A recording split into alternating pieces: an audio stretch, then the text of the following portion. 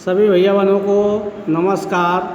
आज संस्कृत व्याकरण के अंतर्गत हम सबसे पहले दो चीज़ पढ़ेंगे, उपसर्ग और कारक चिन्ह।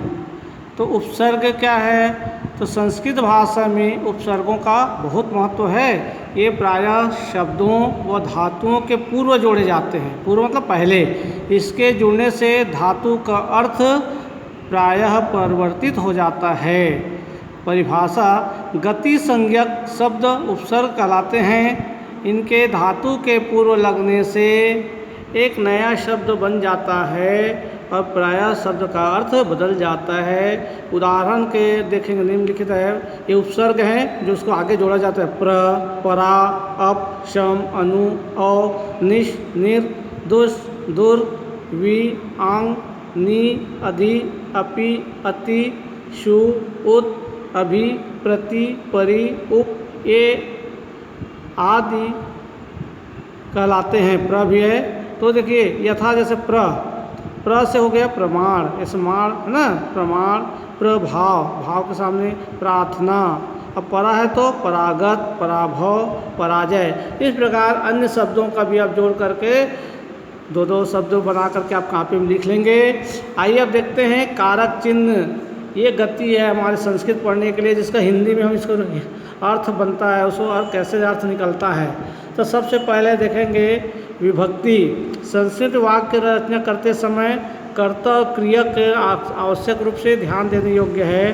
तो सबसे पहले देखते हैं प्रथमा ना, प्रथमा है उसको बोलते हैं कर्ता, प्रथमा विभक्ति। ठीक है, 7 विभक्ति है, एक संबोधन होता है। तो प्रथमा विभक्ति, प्रथमा विभक्ति का प्रयोग कर्ता कारक संज्ञा शब्दों के लिए किया जाता है, जैसे रामः, बालकः, अश्वः, पुस्तकम आदि। ये कर्ता है ना, जो कार्य करने वाला है। इसका अर्थ जो निकलता है ने, ये चिन्ह होता है हिंदी में, कर्ता ने। द्वितीय है कर्म, कर्म को कर्म कारक योग में द्वितीय विभक्ति का प्रयोग किया जाता है। कर्ता क्रिया के द्वारा जिसे सर्वाधिक रूप से प्राप्त करना चाहता है तो कर्म कारक कहते हैं। तीसरा है करण, क्रिया की सफलता में जो सबसे अधिक सहायक हो उसे करण कहते हैं। क्रिया की सफलता में जो सबसे अधिक सहायक हो उसे करण कहते हैं। करण में तृतीया विभक्ति का प्रयोग होता है। इसका चिन्ह है तृतीया का करण में से, द्वारा, से, द्वारा। चतुर्थी है संप्रदान, इसका अर्थ होता है के लिए, है ना। चतुर्थी का है के लिए। और पंचमी का है अपादान, से अलग, अलग के लिए है। षष्ठी संबंध है, इसका अर्थ होता है का, के, की, रा, रे, री। सप्तमी में होता है में, पर, है ना, पै। और अंत में संबोधन हे, ओ, अरे, रे। इस प्रकार का प्रयोग होता है, उसको आगे देखेंगे। अभी अलग अलग देखें। चतुर्थी विभक्ति, जिसके लिए कोई काम किया जाता है उसे संप्रदान कहते हैं। संप्रदान में चतुर्थी विभक्ति प्रयोग होता है, जैसे धनिका सेवकाय धनम यच्छति। यहाँ सेवकाय चतुर्थी विभक्ति है, सेवा के लिए। यहाँ छात्राय, छात्र के लिए, यहाँ चतुर्थी विभक्ति प्रयोग है। पंचमी देखेंगे, कोई जिससे कोई वस्तु अलग हो उसे अपादान कहते हैं। अपादान में पंचमी विभक्ति का प्रयोग होता है, जैसे वृक्षात, यानी यहाँ पंचमी विभक्ति का प्रयोग है। वृक्षात पत्राणि पतन्ति, वृक्ष से अलग होता है पत्ते। विद्यालय, छात्र विद्यालयात आगच्छति, विद्यालय से अलग होकर के आ रहे हैं, यहाँ अलग होना से। उसके बाद षष्ठी विभक्ति संबंध कारक होता है, संबंध बताते हैं, जैसे माता पिता, भाई बहन का संबंध। संबंध बताने के लिए षष्ठी विभक्ति का प्रयोग होता है। मम पिता अध्यापक अस्ति, मेरा पिता अध्यापक है ना, पिता का संबंध अध्यापक है, मेरे पिता। ग्रामस्य जना नगरम गच्छति, गांव के जना, इसमें का के होता है, तो गांव के लोग नगर जाते हैं। इस प्रकार सप्तमी विभक्ति में क्रिया का आधार अधिकरण कहलाता है।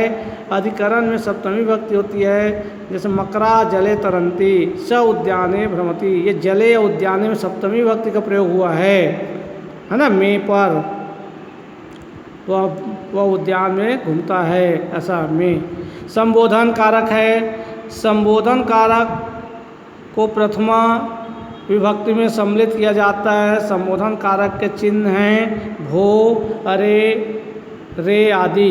भो, माम उद्धरः, यहाँ संबोधन के लिए ऐसे चिन्ह भी है, विस्मय आदि बोधक चिन्ह है, इसको लगाया जाता है। उसी प्रकार हम क्रिया को देखते हैं। क्रिया का अर्थ है करना या होना। जैसे मैं पढ़ता हूँ, यहाँ पढ़ने का काम क्रिया किया जा रहा है ना, किया जा रहा है, पढ़ने का काम किया जा रहा है या तो रहा है, अतः पढ़ना क्रिया से पढ़ता हूँ रूप बनाया गया है। इस प्रकार हिंदी में पढ़ना, लिखना, घूमना, खेलना, दौड़ना, चलना, ये सब क्रिया के उदाहरण हैं। तो आगे हम फिर धातु रूप अगले वीडियो में पढ़ेंगे, है ना। और इसमें से एक उदाहरण और देख लेते हैं विभक्ति का। आइए यहाँ पर विभक्ति रूप देखेंगे व्याकरण में। संज्ञा शब्दों के रूप में शब्द रूप ये बालक अकारांत है। देखो बालक है और अकारांत है।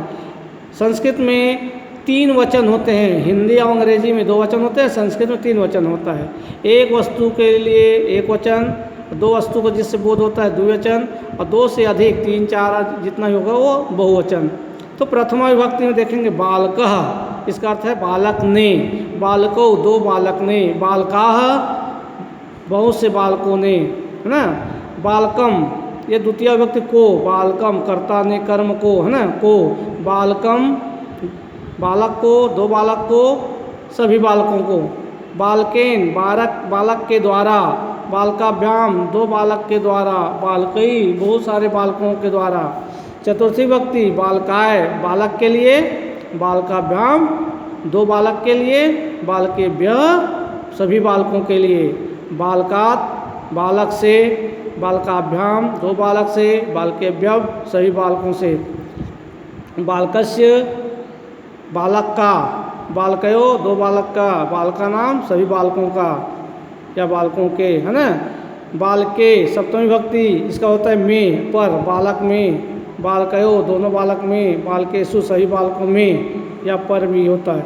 अंत में संबोधन होता है हे बालक, जो एक वचन को होता है, विसर्ग हट जाता है, हे बालक, हे बालकौ, हे बालकाः। इस प्रकार का संबोधन होता है। जितने भी आपके ये अकारांत पुल्लिंग है, जैसे उसी पर सभी चलेगा। राम है, नर है, देव है, वृक्ष है, श्याम है, मोहन है, सोहन है, जो भी अकारांत होगा इसी रूप में आपका विभक्ति रूप चलेगा और उसका अर्थ को आप समझेंगे। इस कारक चिन्ह को आप समझ गए होंगे। आपके कारक चिन्ह एक बार पुनः इधर दिखा देते हैं आपके 2 पार्ट में। ये यहाँ पर है, देखो रामा राम ने, रामम राम को के द्वारा, ना रामायण राम के द्वारा, फिर रामायण राम से। यहाँ पर थोड़ा उल्टा लिखाया है, तो राम ने, रामा राम ने, रामम राम को, रामायण के द्वारा ये हो जाएगा। रामायण के लिए और रामात राम से, रामस्य राम का, रामे राम में, हे राम हे राम। ये आपका उसका नाम दिया है कर्ता, कर्म, करण, संप्रदान, अपादान, संबंध, अधिकरण, संबोधन। इसको आपको ध्यान रखना है। जैसे आपका उधर बालक का पढ़ें, इसी प्रकार यहाँ अकारांत मोहन का है। आप कॉपी में इसको लिख लेंगे और समझ लेंगे। ठीक है, धन्यवाद।